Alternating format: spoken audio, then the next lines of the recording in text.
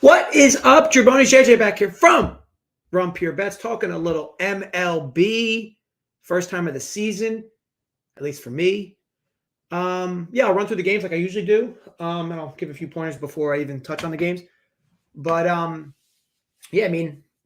to finally get baseball kick started, right? Always a fun long season. Some would argue too long. But definitely one of my favorite sports, and looking forward to a fun season all around. Today is Saturday, April 9th. Gonna have these shows for you as always Saturday around 11 or 12, early after, late morning, early afternoon, however you define it. And probably gonna have some multiple guests on Saturdays. Sundays will usually be me, Joey, and Holden. But Saturday, we'll have some sporadic guests involved, like my father from time to time, and other folks as well.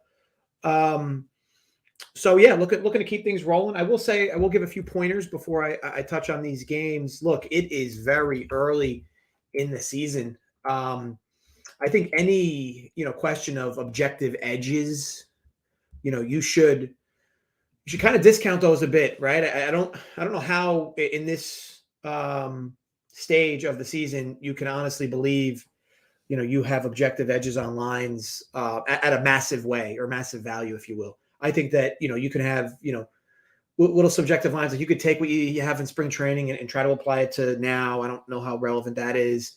Weather, of course, matters. It's usually a little chillier in the beginning of the year, which impacts runs. Now you got a DH on both sides, so pitchers aren't batting. So, presumably a lot of people are going to want to maybe target overs. But remember, the books know this. All these totals are a little heavier than they normally are, especially with the National League games, right? But needless to say, it's still a little chilly in a lot of spots, right? 40 or 50 degrees. But look, early on in the year, take it slow. Like if you're betting like more than 3 or 4 games right now, like if you're betting like 5-6 games on these slates, like you're out of your mind. Like to me, build yourself up some edges, find some teams you're doing well with, tweak your numbers as necessary, and then, hit early lines or hit late lines after steam. Always get the best number, right? These are simple traits, always. But I think that some people get caught up in, early on season, like maybe whether it's whether you apply spring training or whether you apply your own personal biases into the season early on. I think it's a recipe to get yourself down a rabbit hole. You can be successful. I'm not saying you can't, but I think it's a lot of estimated guessing early on in the year versus actual true large edges. So, take it light, be disciplined, don't be silly or going crazy with a lot of bets. Like today, like I'm going to go through the slate. I have 2, games I'll give out. They're small dogs. But value is value too, right? Like value is not only with underdogs. If a favorite's minus 140, but on your end, you have it as like minus 180, that minus 140 is a good play, a good bet. It's a good value bet on your end, right? I think, throughout the season, always focus on your process as a whole. From A to Z, I think a lot of people get results oriented, right? And a lot of people obsess over results. I think that, you need to, hone in on your process day in and day out and find your mathematical edges. I mean, you guys kind of know, at least the people that have watched me before, you kind of know where I bet, right? I mean, I like to bet small dogs. I like to bet dogs, or I like to bet big dogs over their team total numbers if the numbers make sense. I'm not saying I just randomly do it every time. And I also like to bet, teams that aren't hitting, like big, big market teams that aren't hitting, like the Dodgers or Yankees. It's a long season. They will go through cold streaks as a team. I love it when they play gas cans, and I love betting their team totals under. People assume, oh, well, now they're getting to face a gas can. They're likely going to light up the scoreboard. It just doesn't happen that way. It's a streaky sport. It's not like, football, where you could argue in that sport that bounce back is a thing, right? And fading the public is a thing. But, at the end of the day, it's all about numbers and process and due diligence, if you will, reconnaissance work, and just making sure that, you're always focusing on the numbers end of things, process-wise, not results-wise. Some of you already know this, some of you don't. But I say that now because once the season gets in full form, you're going to be seeing a lot more bets from me. But early on, it's going to be somewhat taking it light. I think that most people should. I think that you're more or less, we're while it's called gambling, we're trying to make it less and less of actual gambling, right? Giving yourself educated, plus EV spots where you can find favorableness from it and just move on. And again, if your process is good, the results are going to be there regardless, right? I think people obsess over the results end of things on a day-to-day basis. And And that's never good in any sense, but enough of me, kind of spewing this stuff. I hope you find it somewhat helpful. If not, I have this stuff written down. I'm not like going off of a book here, but again, just off experience and just kind of, trying to help you guys be the best versions of yourself, right? That's what we're all trying to do. Okay. So what's up, WT, Chris, ADF Media, Eric. And this is kind of funny because I don't know if this guy follows me on Twitter or girl, whatever. But I think that whenever you sense a conspiracy, don't be afraid. Send a subpoena over to the league. If something happens this year in Major League Baseball where you're like, no, that doesn't make any sense, go ahead and call the lawyer, fire off a subpoena. Got a few active ones with the NCAA.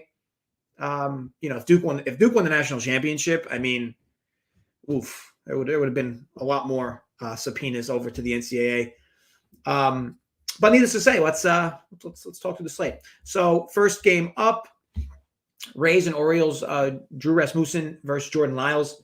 So look, Rasmussen's been really good in short instances. He's like a glorified bullpen guy. He's not necessarily going to eat innings, but he's got good stuff. He's a really good pitcher. He's likely not going to go more than 5 innings here. His pitch count's going to be around, whatever, 50 to 70, whatever that likely lands him around it. And considering it's a first start, might even be even less. Jordan Lyles is interesting, right? Borderline gas can. Has decent stuff where he can get guys out with swings and misses. We'll likely need a little help from the umpire here. What's interesting about this series is like the Rays have just dominated this series. Like last year, what a rough showing for the O's bullpen against this Rays squad.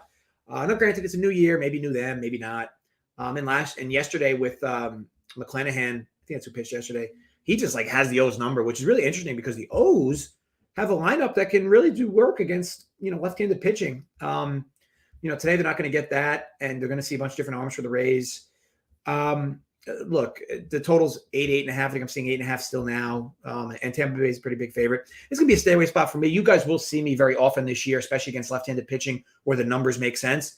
Betting the Orioles over their team total. This is a team that is built to match left-handed pitching, but they are quite the opposite against right-handed pitching.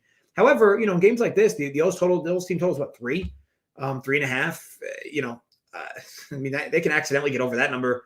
So, the weather's, it doesn't really matter down there, but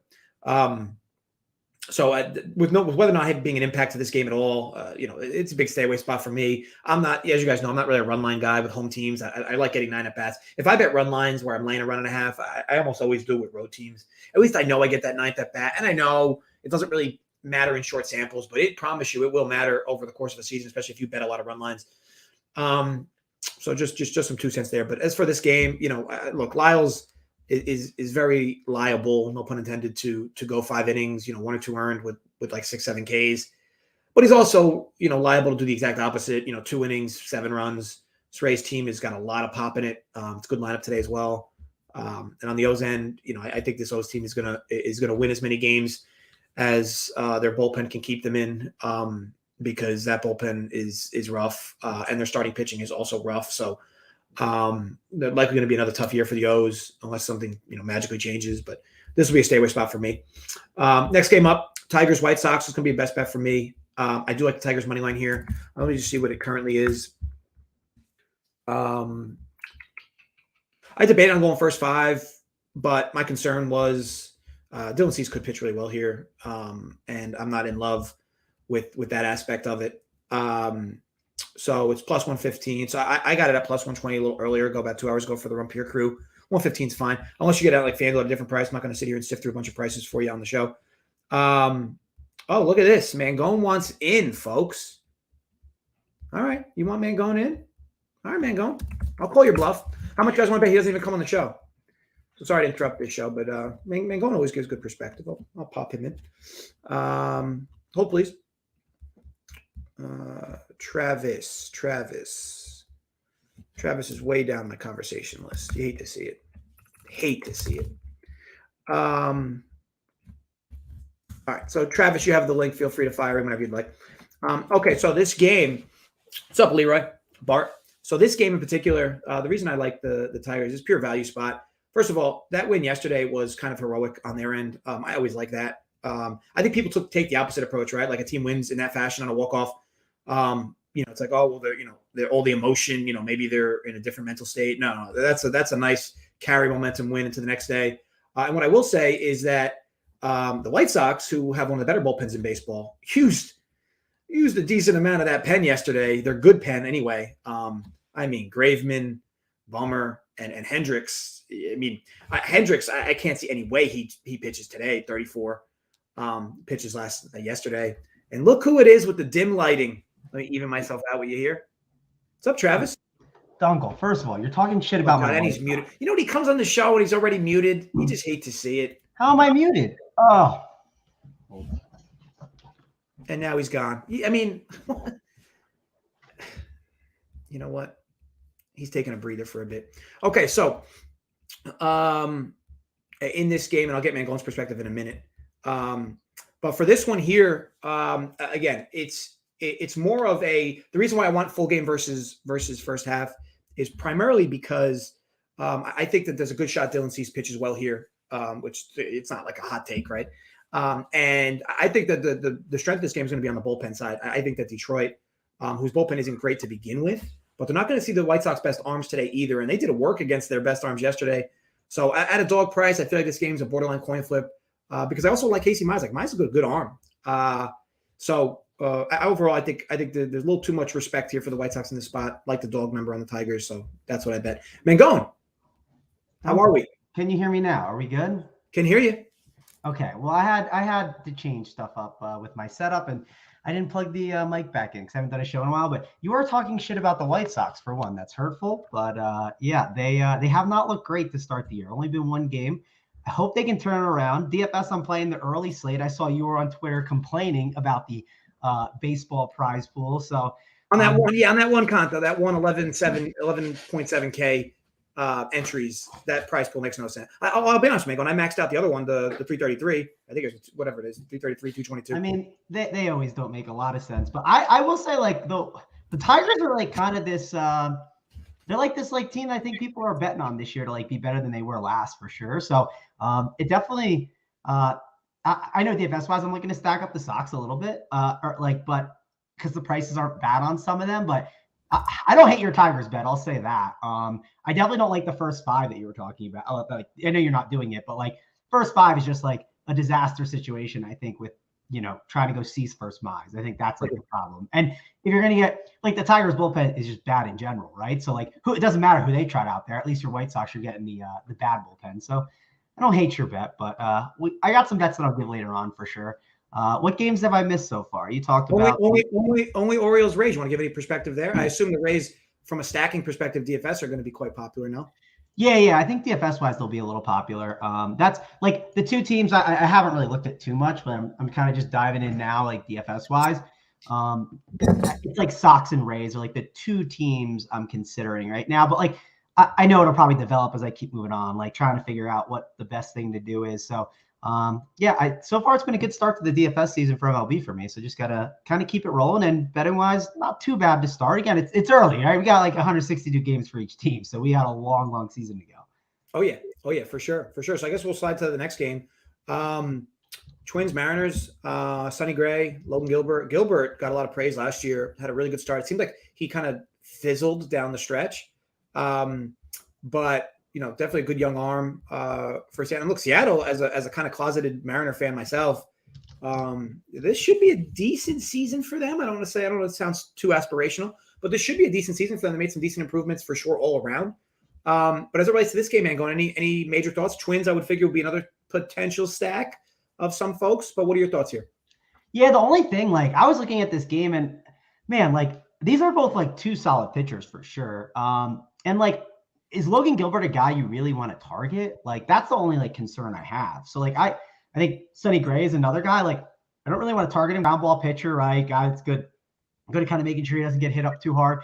And they're both pretty good throwing righties, where like that left field fence is the short part of the field where you're getting those home runs. So I don't like love this one DFS wise. Like betting wise, I would probably like the under 2 maybe on this one, especially with like the weather with the 8.5, unless maybe you have like a better lean on like Gilbert and like Gray, and maybe you think like they're much worse, but I've definitely always been a Sonny Gray stan. I've always been on board with him, and Logan Gilbert's really talented too, in my opinion. I assume he takes a leap this year, right? I mean, I see Joey Work is talking about Mariners to make the playoffs this year. One of his tweets he had. Now, I mean, the Mariners were close last year. They definitely were fighting, and they showed they kind of wanted it last year. So I'm curious to see if the players too, again, like try to actually push to like be better early on, because they were pissed when like the owner sold. Remember, that was like incredible when they just turned it around and like in September went on a late charge. It was like wild to see. For sure. I think in this game, the interesting thing for me, the drooling player with Julio Rodriguez, he's mid-price on DraftKings today. Any exposure on your end? On Rodriguez, yeah, all these. So he's in the 7 hole, right? Like, so the thing that's nice about these cheap guys, like we talked about it yesterday on the one show with, I'm forgetting his name, the guy who plays for, it's early in the season, Arizona. His name's like, DC said he's like 700th. He did 700 rounds or picks of drafting and never heard of this guy. Some guy hitting the 1 hole for Arizona, Cooper or Copper, whatever his name was yesterday. Sometimes, Hummel. Hummel. Yeah, Hummel. Sorry, yeah, his first name is Cooper. Sometimes you just play 2K guys to make everything work, right? It depends on the position, and of course, we have 5 games on the slate. We don't have a 12-game slate where it's like every position for the most part seems pretty strong. So I think overall, yeah, like, could you talk me into punting a 2K guy on almost any slate? Yeah, you could just talk to me anytime. I'll definitely be interested in it. But I don't know if I love this game for like the bats. I mean, yes, you could always make an argument that some of these, bats could have a big game. I always like to look at the start of the year, like how much better a lineup has gotten. Like Max Kepler now hitting in the 7 hole rather than like the 1 hole or 2 hole all the time. That always intrigues me when you see kind of the upgrades at the start of the year. The Texas Rangers one was like the really surprising one that I had saw. This lineup got a little better too for the Mariners, but yeah, I just don't know if this is going to be a great one DFS wise. That's like my huge concern. Like that right field porch is like, again, it's like one of the deeper ones and like one of the harder ones to hit home runs on. And I mean, it's a cold game too. I don't know, Dunkel. Do you like the under in this game? Let me ask you this. And I know this, we obviously doing a little merging here, best DFS, but it's good. I think it's good perspective regardless.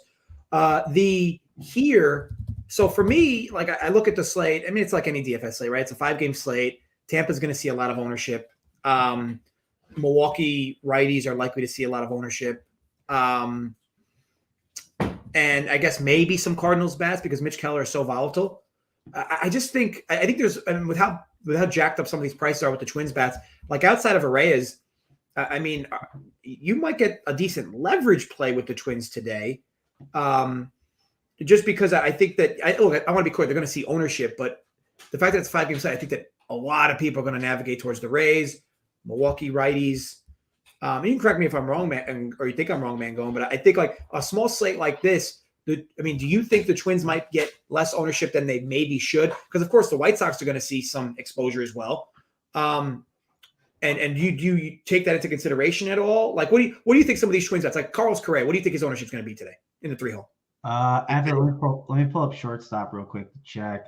Well, I assume, yeah, everyone's going to Franco over him, right? Or they're going to even like if Waltz is in the lineup, he had projection, but he would have been if he was the cheap one. No, I mean, like people will go to Didi at 3.9 probably. I don't know. Correa is not probably going to get a ton of ownership. Am I looking at the right slate? Let me just make sure. Yeah, what do you think? Like 15% maybe? Huh. No, I have an error here on what I'm looking at. But yeah, I don't think he's going to get owned. I agree with you. The other thing I like to do a lot when it comes to, like, I talked about this on the show yesterday, and like, if I'm going to take an offense that's like on a 5-game slate, if I'm going to take one that's not owned, likely they're going up against a pitcher that has ownership as well, right? So like what I want to do, like, I think a good example yesterday was Jose Barrios, right? Like, so you could attack Jose Barrios with the Texas bats, or maybe attacks like Max Scherzer with like the Washington bats. And who's the guy? Barrios. Barrios had like a lot of ownership. So I was like, I want to attack him. Like he's the guy that they're plugging in a lot of Morton and Barrios. So if you see a guy being plugged in the oppo on a 5-game slate, that shouldn't be. Like one of my biggest wins last year in DFS was when Vincent Velasquez, he was the most popular pitcher on a 3-game slate. Now, Vincent Velasquez should never be the most popular pitcher, Dunkel. Literally never. That sounds like a terrible idea. He was 40% owned. And I think on FanDuel. And then I just had all these Marlins bats that were like 1% owned. So I like when you can get both, right? Especially on these shorter slates. So like right now I'm seeing Verlander, probably the most popular pitcher on this one. Oh, no, I keep clicking the wrong thing, man. Let me go back to it real quick. We're going to get there as my computer loads. But again, this is important to talk about because it's like, I think it's like one of the most valuable things that you could do DFS wise. Like I said with Velasquez, like, I had a 5% guy in a 3-game slate that like leveraged the top pitcher, you know? I mean, it's too valuable to ignore. Yeah, so Woodruff is going to be the most popular guy. Cease is going to be up there, followed by Sonny Gray. The thing I don't love about the Gilbert thing is like, I don't think Gilbert's going to get owned, right? That's like one of my worries. Maybe what I would rather do is, we don't like that Twins bullpen, right? That's never been a bullpen I've been scared of. I think I'd rather go with maybe those Mariners bats and take a shot on them and then go from there. Just because we know Sonny Gray can blow up, right? Like he has had his problems. So, but I'm definitely a Sonny Gray guy. But that's more so the ownership on him. It's more than double, right? Like that's something that I look at. Like you got Woodruff. I mean, that's the only problem. Like if you attack Woodruff, right? Like you are going to sink like 60% of the field. But like, can you do that with the Cubs? That's the real question. You're going to get them unowned. So that's where there's like a lot of really interesting game theory that goes into it. And like in the past, I think I would be like, well, let me get contrarian with like my certain offense, right? But now the way I like to get contrarian, Uncle, is like, I like to also look for the ownership angle too. Like if it's Logan Gilbert or it's Sonny Gray and I'm picking one side, well, one pitcher is 27% owned. The other one is 10% owned. So like, is there a huge difference between the two? I don't think there's like a massive difference on this slate where I think the leverage is way more worth it. I agree, though. I think that especially if you're playing tournaments and you're putting in not even max entries, if you're putting in a few entries a day, you're going to have better ROI when you're choosing to target the bats for some of the higher owned pitching because the sport is so volatile, right? I mean, yeah, 4 out of 7 days a week, your top pitchers on the slates are going to get there for you, but those 3 days that they don't is not going to overcome the ownership that all of them have in those smaller slates with the bigger arms. Because, if there was a few better arms on this slate, Woodruff ownership would get lower. Dylan Cease's ownership certainly won't be what it will be today very often. So, overall, I think it makes a ton of sense. And then as for the game in general, I don't have anything I love personally in this game, Mariners-Twins. I think the Mariners are still trying to figure some things out with the new bats, which is great. I think that, again, they have some new pieces all around. Sonny Gray, some people seem to have different opinions on him. I'm kind of indifferent myself. So I do like your point, Mangone, where at least if you're going to target a stack today, the Mariners could make sense primarily because at least Sonny Gray is going to see ownership. Logan Gilbert, likely not. So, you're kind of getting the double win there. And again, today is one day. It's not so much in the matter of the big picture, but long-term, that strategy, it's got to pay off for you. Yeah, I think long-term, that's the way to go with it. But like, I'll just say this. I told you I like the under in this game betting wise. Like, I would just stack both pitchers if you like that too. Like if you're in agreement with me, put the both pitchers together in the same game in this cold weather game. Like who knows? Maybe it gets even colder and like some of the players, and you know how it is, Doug. I mean, you are an athlete, right? You play softball, in the spring. You know when it gets a little chilly out there, it's tougher to hit the ball. First season out there, you got to get the rust off your off. So I figured I like the idea of a stack of both these pitchers today because I don't think people are going to do that at all in this league. I want to be clear, man. I haven't been called an athlete in like 15 years, so I appreciate it. One guy on Twitter called you an athlete, right? I'll be able to sleep. I'll be able to sleep peacefully tonight. Thank you. Okay, so we can move over to the next game. So Cardinals Pirates, Mikolas versus Mitch Keller. Mitch Keller, my boy, absolute money pit though. Guy has tremendous stuff. Has awful location on it. Just continues to impress when he pitches in the frame of, wow, that was a really good pitch. And then, wow, why did we throw that pitch on 0-2 or 1-2? It is just a consistent thing with Mitch Keller. Today he gets a Cardinals lineup, which is above average. But what are your thoughts on this game in general? I do say, like, if Big T happens to be lurking in the chat, he is not going to be happy with any Mitch Keller slander. I think that's the guy he likes. I can't remember if that's the one. It could be some Pirates pitcher. A bunch of people like Mitch Keller.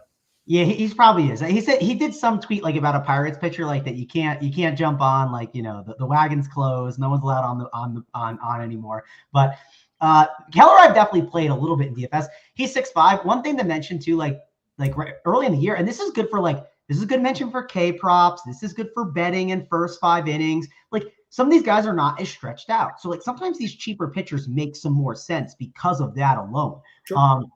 So yeah, Mitch Keller, definitely someone like I think you could consider, but I'm not super excited to play. Mikolas is in play. The only thing is like I didn't think he'd like pop. And like when I ran like my first set of stuff, I see Mikolas on a lot of stuff. One thing I do is I like to target like really, and this is a good thing to get early on, probably betting wise too. I'm sure you know how to apply this really well, Dunkel. I don't know how to apply it probably as well as you do, but DFS wise, if there's a team that just like they just absolutely suck and like they don't eat up pitch counts. Like sometimes we'll see teams that can just destroy a pitcher's pitch count. The Pirates don't strike me as that team that's going to do that, right? That's one reason I was on Wainwright kind of early on that first game over some of the other stronger pitchers. So I really do think that going to Mikolas here is a great idea just because, man, pitchers are so much more valuable today than they are other days. Like we just don't have guys going 100. So I think that being able to go against this crappy Pirates lineup, it makes a lot of sense. So Mikolas is definitely in play for me. He's not going to be super owned, so it's fine, but he will have some ownership. It's not like you're doing anything crazy there.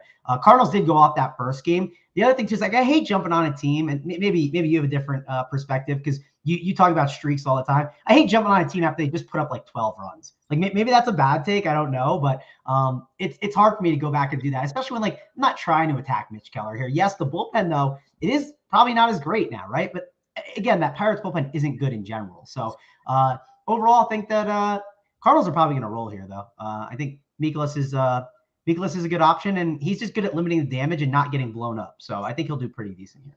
Yeah, I think you mentioned a lot of points and indirectly kind of hinted that you would like the Pirates under their team total, or at least maybe even under their team total first five. But like the point you made with Mikolas is like, if he's able to keep his pitch count relatively low, he can sneak in like a 6-inning, 4-strikeout game, which is okay with a win. It's not going to kill you, that's for sure. So yeah, overall though, my perspective on the game, and as far as when teams score a lot of runs the next and how that follows up the next day, I'm not so keen on like one game specifically, but I'm also keen on like what happened in that game. Like for instance, you'll see a game man going where a team ends with like 13 hits and they have 3 runs because they got in a lot of double plays. They made some foolish, mistakes in the base paths. When teams are hitting, they're hitting. Now, granted, it's still early in the season; it's only one game, but you'll see this like where teams go like 8-9 straight games where they have like 10+ hits. Like that team is hitting, whether they're scoring or not. It doesn't matter. They're having a lot of foot traffic, which at some point will result in more runs. So yeah, that's kind of my perspective. But on a one-game basis, I don't go crazy. Kind of like you said, over one game, it is what it is. Okay, so we can move to the next game. Cubs Brewers. This is another game I don't have like a strong take on, Mangone. But Justin Steele, Brandon Woodruff, obviously Woodruff will be the cream of the crop on this slate pitching-wise from an ownership standpoint. Justin Steele's got some good K upside at a low price. Interested in your thoughts on him because the Brewers, while they do have some scary pieces to their lineup, they also have the occasional K issues with this lineup. What is your thoughts here? And is it a little too risky to go with a guy like Steele at, to try to sneak in a few Ks and maybe go, 4 or 5 innings with 4 or 5 Ks, 2 earned, which would be more than enough at his price, and you could stack some more bats in this slate. What are your thoughts?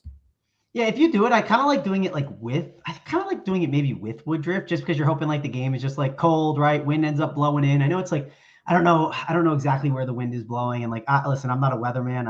I can't control where it's going to end up going, but overall, it's gotta be blowing in. I don't have it in front of me, but that's a low total for Wrigley. It's gotta be blowing in. Yeah. I see it like pointing this way on whatever graphic I'm looking at. So who knows? Obviously, it can swirl and change directions, but yeah, you would assume. And I don't mind. Again, another spot where I think like if you put both these pitchers together, it definitely could make a lot of sense and work. So I don't hate the idea of doing that. If you look at this lineup too, like you talk about it being scary. It's like yes, I get it. Like Keston Herrera, like he's another guy. Like he used to bat like first, now he's batting fifth, so that's obviously good. Tyrone Taylor, good against lefties. Mike Brousseau, good against lefties. They have those guys in there, but they're also the reason why they're not playing every day is because they're not that good, right? Like they're good for that specialty only. So you can get away with it. You can also use those guys as like really good one-offs too, I think in DFS. Like I think that's not a bad way to approach it. I'm definitely not the biggest fan of like betting, overs and unders in the Cubs and the Brewers game. So I'll probably stay away from that betting wise, but DFS wise, you can definitely take shots on this game with the Brewers or the Cubs, but it seems like a game where people are going to more so just play the pitchers and kind of move on. And I'm okay with that. I'm definitely not putting bats from this game in there. My DFS approach right now is I'm definitely playing White Sox. I always play them. It feels like not all the time, but definitely a lot. I'm going to figure out how to play them. And then I'm going to try and figure out how to either go might go the Rays, or I might go one of those Mariners or Twins sides. I think I'm trying to figure out which one is like the right one to jump on for the early slate. I still am not there yet, but I think it's that Mariners side. I got to see, because one thing I like to do, Doug, is I like to run stuff and see like what works instead of like crowbarring things in, right? Being like, yesterday I think I made a mistake of this. Like I found a team that was pretty good that like jammed Trout and Ohtani, and with like the Astros, it ended up being cashing, right? Like it did fine. I made some money, can't complain.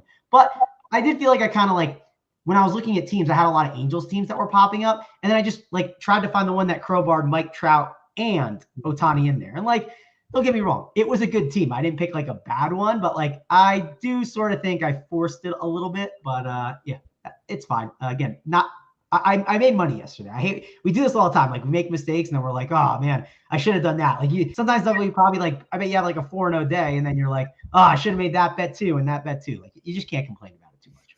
Yeah, profit is profit. But we all have that same, kind of degenerate mindset where it's like, man, I won a lot of bets today, but I could have won a lot more because I didn't even play my leans. It's just a par for the course though. Yeah. As for this game, I don't love anything here. I think that, laying a half run first 5 is probably gonna be a popular look. Steele's a good arm though. He's definitely not bad. And again, in colder weather at Wrigley, it wouldn't surprise, especially if he gets a little help from the ump, that he could mow down dudes over 4 or 5 innings. So, it's a tough spot for me to love either way. I don't love the under because it's a low number here. And I don't love the over because if the wind's going to knock everything down, it's not going to be fun either. So it's just tough to love anything. And real quick on this, Leroy. So Mangone likes the under in that game. So I'd imagine he likes it because he likes starting pitching. So first 5 under, I would assume wouldn't be a bad look for you on that end, Leroy. Mangone, makes sense? Yeah. I like that one, the first 5 under. You also take like the Twins bullpen out of it. I don't know how much better the Seattle ones got, but I don't have all my bullpen analysis up yet. I will admit, definitely, still in my spring training form, trying to get back into the swing of things. But I do think that the first 5 is the way to bet that under. I think it makes a lot of sense to definitely approach it that way. Awesome. Okay, so Blue Jays, Rangers, Gausman, and Dane Dunning. I mean, call me crazy. Like, I didn't mind Dunning last year. I know that he's another one that seemed to fizzle late. He had a good start, I believe, if I remember correctly, where he had a bunch of decent starts in a row, and then he kind of slowly faded. And Gausman got paid a ton of money. It's good to see him have a good year. He was a huge prospect coming into the league, and then just kind of like had some injuries and didn't never really surface into what he could have been. Last year was an excellent season for him. Interested to see if he can keep it up now on the Jays. This game, again, it's another one where, I'm not in love. I mean, the Rangers are likely to be a very inferior team this year. Blue Jays have a lot of aspirations. At 210, I mean, the line seems high. To me personally, it probably should be a little bigger, but not enough for me to want to back the Jays, or certainly the run line for that matter. Anything you love in this game, Mango? Yeah, worth mentioning. This is a standalone game, right, on its own island, because it's like the 3:00 game. Yeah. Dunning is definitely a guy that you expect to he was a White Sox prospect, right? We think he'll get better and better. He wasn't bad last year. But you get this Blue Jays lineup, which is definitely a scary one to deal with. And they showed it last night, obviously. They put up double-digit runs. Gausman is another guy that he was pretty good last year. And, used to be on the Orioles, then really looked good with the Giants. Curious to see how he plays here in Toronto. But yeah, I think that Gausman is definitely the side I'd want to be on. I do think this lineup, though, talk about lineups that got better. Willie Calhoun used to hit like first last year at times, and now the dude is batting 8th. Adolis Garcia, yesterday he was batting 6th. Now he's batting 5th. This Rangers lineup definitely has gotten a lot better. So don't sleep on this lineup this year. It's going to be a team that I think, I don't know, maybe you can get ahead on and just be betting, or, even in DFS, just get an early jump on. I think they're really going to be a fun team this season, at least when they're out of Texas, right? Because Texas is not going to be a friendly ballpark DFS-wise. Definitely be more friendly for those unders, as long as the lines haven't adjusted too much for it. But DFS-wise, I don't have much to say because it's not one of those slates. But betting-wise, I guess my lean is to be on Gausman and keep betting on him.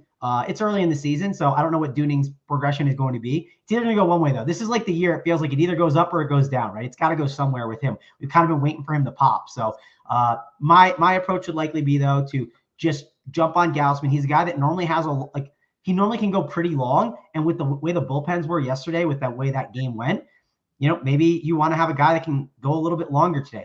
Maybe if he gets that 5th or 6th inning and they need one more from him, maybe he'll go out there and make sure to get that, just because of how beat up the bullpens got on the first day. Yeah, that's fair. That's fair. And look, total at 9. I think at some point in the year, I mean, 9 seems a little high for this game myself, but I could be wrong. Is it open? Is that like maybe why? I don't know. Because it's like Toronto, but it's probably not because it's probably cold already. So I doubt that's the reason.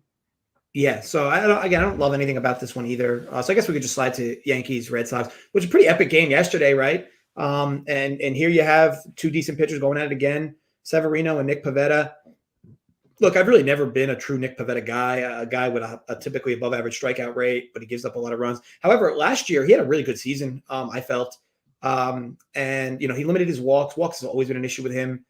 And Severino, what version of him are we going to get? I think people forget that this dude, maybe some people forget, some people don't. This dude was Cy Young candidate a few years back. Really good stuff. Bit of a head case on the mound, but overall, he can definitely mow down some of the best for sure. Total at 9. It is a little chilly here in New York. But what are your thoughts here, Mango? Do you like anything in this game? Yeah, betting wise, I think I like being on this Yankees side. I will say, Dunkel, I had a fun way to start off like my MLB betting season. I had what was it? It was 8.5 was the under on the White Sox Tigers game. So I get absolutely destroyed, right, with that Tigers late surge. I thought that was going to cash easy. The overhits. Then what do I get right after? Only an hour later, I had the Yankees. Yankees were down 5-4, and I get it coming over the top. So I got both. I got the bad beat, and I got the run good on the other side to start off my betting. So had a fun way to start that off. And I think I'm going to keep riding the Yankees here. I'm definitely not a Yankees guy. I hate them. It's my bias for sure. But when you see me on the Yankees, it definitely means, there's something there. So Severino and Pivetta here. And Pivetta's a guy I'm definitely willing to attack here. I do think that Severino, I'm curious to see how he is this year. I think that he is going to come out and look really well. So I'm on this Yankees side. As crazy as that sounds, I'm going to bet them on the money line for this game. And hopefully it works out again because yesterday was definitely a fun split. Yeah, I don't mind it at all. I think that the 2 teams are hitting, but the hitting came in late, so I wouldn't mind a first 5 under here either. Again, the weather's kind of shitty. These are 2 decent pitchers. Again, as long as you don't get an egregious umpire back there, I wouldn't expect a lot of foot traffic. Problem is with these teams is the home run ball, and that can really inflate a total quickly.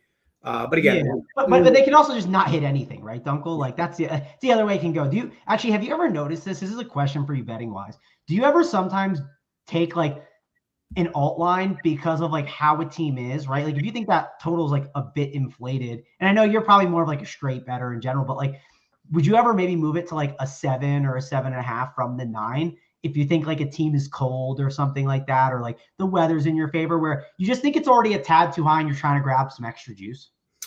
Typically when I would do that, I typically want to wait for the first inning because you'll see it often, right? A first inning, and granted, you lose out on a lot if there is no run in the first inning.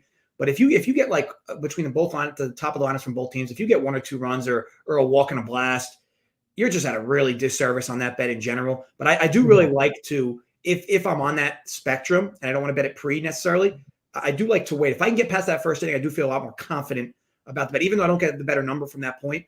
I do like, especially if I get a run or 2 in that first inning, I do like to then bet it under. Knowing I've already gotten past the toughest inning of the game. Cool. Yeah, I was just curious. And I like having these conversations on air time, so it just helps people learn things about betting wise, or maybe they take some knowledge that you said and then they can apply it to live betting. I think it's interesting to have those conversations for sure. Oh yeah, for sure. Okay, so we can go to the next game. So that'll be Marlins Giants. Interesting pitching matchup here with Rodon and Pablo Lopez. I love Pablo Lopez. Problem with him is much like his counterpart in Alcantara. They pitch really good at home and they don't do so well on the road. Now, some of that could be the fact that the Marlins ballpark is massive. And the Giants ballpark here is massive too. So tough to imagine there's going to be a whole lot of foot traffic here. Doesn't mean this can't go over because it's a small number. But Rodon is an excellent arm, throws a ton of heat from the left side. And Pablo Lopez has a ton of heat as well from the right side though. But these lineups, the Marlins lineup is kind of blah. Giants lineup is definitely decent at the top for sure, top and middle. What's your thoughts here? I think a lot of people are probably going to want to side with the under at this number.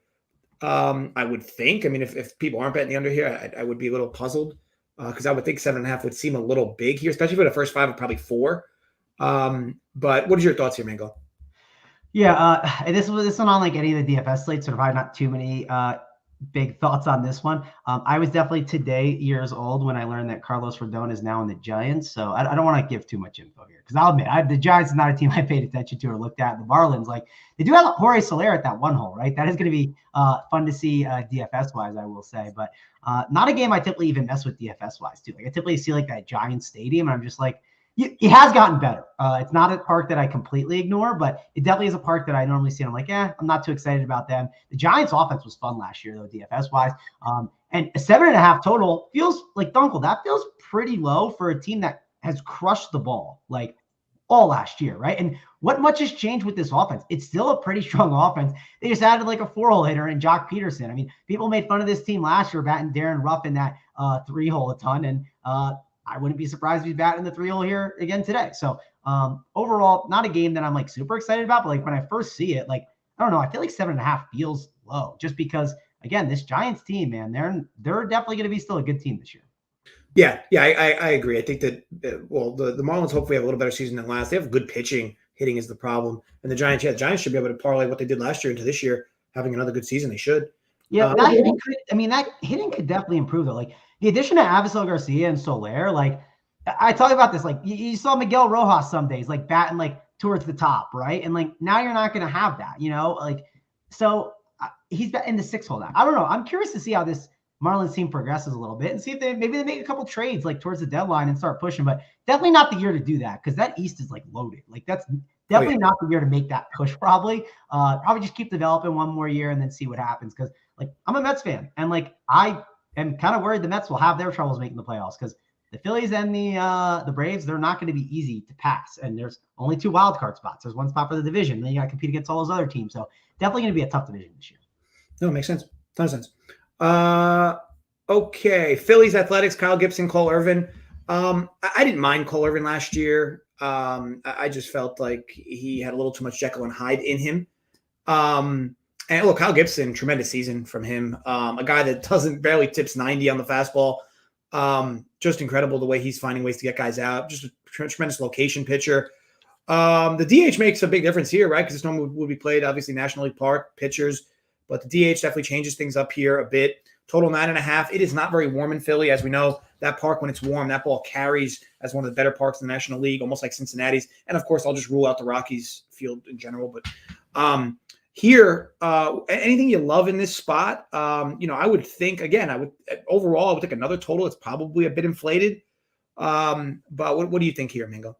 I had a similar lean to you when I saw it. I was like, 9.5 is pretty high total. Also, like Cole Irvin, and I'm trying to remember from last year. Cole Irvin's like not a bad pitcher, right? Like he's definitely able to like get out of quick. I think he's the guy. There's like this one pitcher on the Athletics that had a pretty good stat. I'm pretty sure it was Irwin. He was the one that like he got through guys like really quickly. And this is a team that like, I think he'll be able to pitch to contact enough to be able to kind of get through these guys. Like I think he's a pretty smart pitcher, and Athletics always have proven this. They have a bunch of those guys and then they just lose them. I mean, it just happens every single time.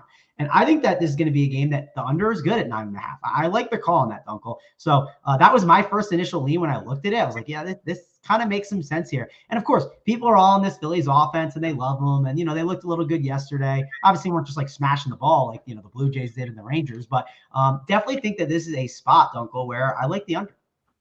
Cool. Nice to have a little greens there. All right, Royals, Guardians, Brad Keller, Zach Plesac. This is an interesting matchup, right? A tale of the exact opposite. Plesac, I feel like, has been a very fortunate pitcher for the last few seasons, and Brad Keller has been much of the opposite. Granted, the sample size grows large enough where it's hard to ignore, and maybe it's not luck per se. Maybe luck's not even contributing. But, another spot. So interesting here with the Royals being $1.25. Keller seems to always get market respect, so it doesn't surprise me that what this line is. And Plesac gets much of the opposite, right? And a lot of people love him, especially if you like the advanced numbers end of things. It is hard to love this Indians lineup, though, and both these lineups for that matter. Again, another spot where there could be runs, but where are they going to come from? They're going to come if these pitchers get erratic with the ball or with the baseball, which Brad Keller is more prone to do than Plesac. What's your thoughts here? Because I get it to why the Royals are favored. Just seems like an interesting spot all around for the Royals to be nearly $1.30 here. What do you think?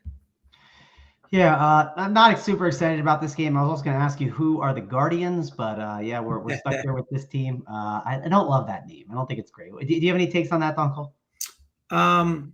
No take. I No, mean, no. I'm not saying you had to like the other name, Dunkel. I'm just wondering if you like it's better than like them making them called like the baseball team, like they did in football. True, but actually, the football team grew on me. I'll say that it grew, but sadly we lost that one. I don't have really too many strong takes on this game.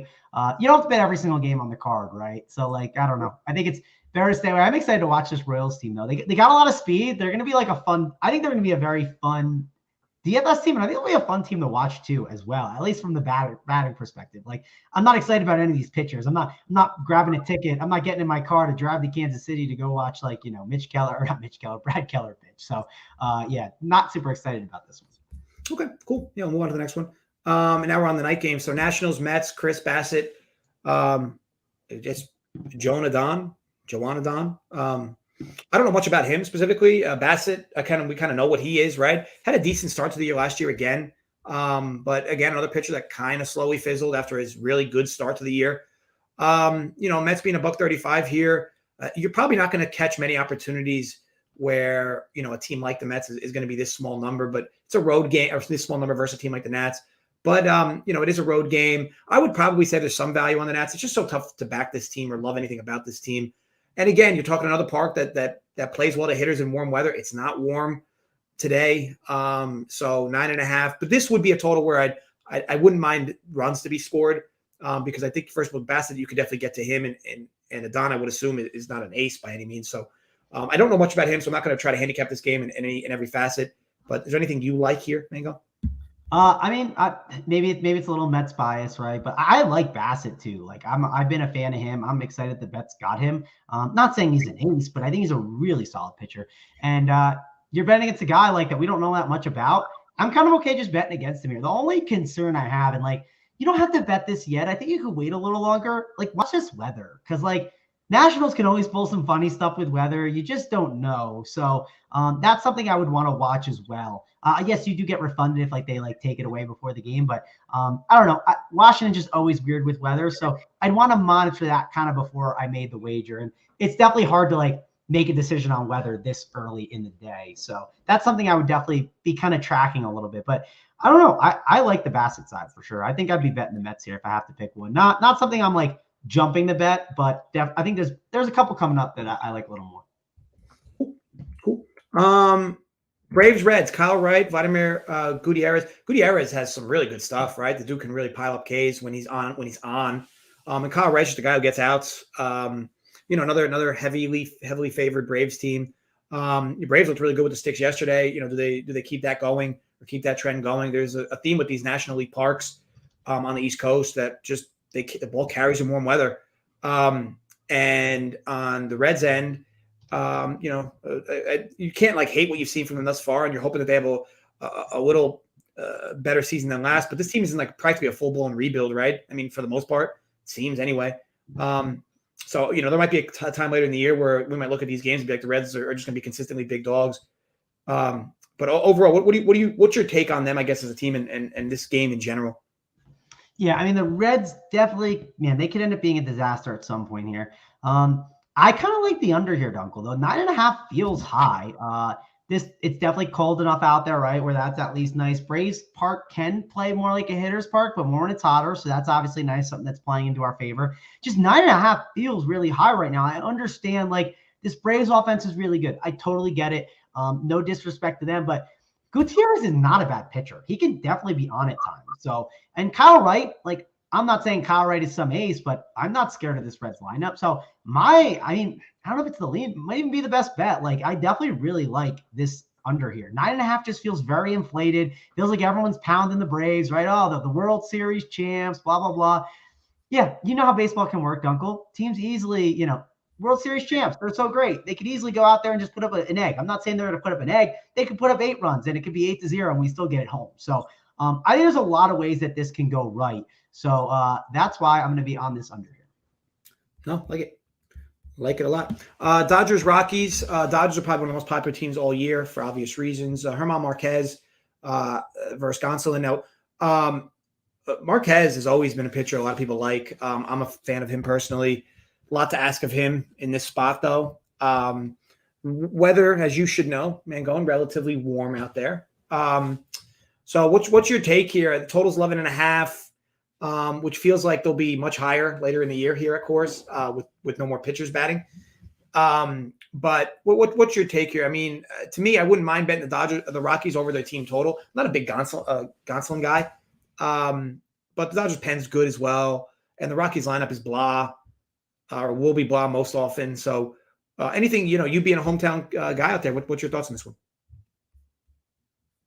Yeah, I got the hat now too, Dunkel, right? We got the Rockies hat, so we're official. We're here. We are Rockies. I'm not if I'm a Rocky fan, but I have to go to a game first probably to get my membership of being a Rockies fan if I want to be. But yeah, I kind of like the way that you said to attack it. Like, it's a tall task for Marquez today. Like, it's a lot to ask. But attacking the total might not be a bad way to go about it with the Rockies side. Just the wind's been blowing out here too lately. So, again, I'm not trying to be a meteorologist or something, but the wind's been wild. So that could obviously play into the favor as well.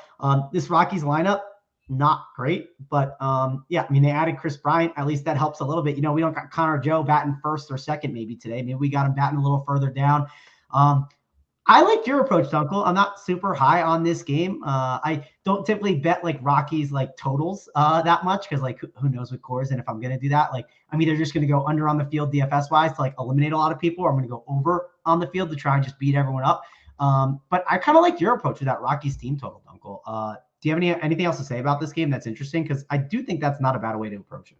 No. I mean, I have nothing I love about this game in general, but I do think that you're going to find later in the year these totals in Coors are very likely to be on average 12.5, 13-ish. There's no more automatic out at the bottom of these lineups in this park anymore. And as the weather gets warmer, I think you're going to – so maybe some value on the over, but I don't love it. That's for sure. Diamondbacks Padres, second to last game here. Zach Davies, Joe Musgrove. Look, we know Musgrove, right? He's got decent home road splits or had decent home road splits. Zach Davies is – I mean, credit to him. I don't know how he gets guys out. But, this is a decent total for this park. I'll tell you that. And I assume the roof will be open, but even so, the park has a humidor in it. So I don't – I mean, if this total seems high, this total seems high for sure. Go real quick before to cut you off. Doesn't like every place have a humidor now? Wasn't that something that's been talked about? Is it really? If it is, that would be news to me. It definitely could be. That would be news to me. I read something like every park was going to get a humidor or something, but like I don't know if they're all like there yet, like are all like put in. But I think the MLB is trying to do that. Maybe someone in the chat can like tell me because I'm very, very curious about that. Yeah, definitely could be true. Definitely could be true.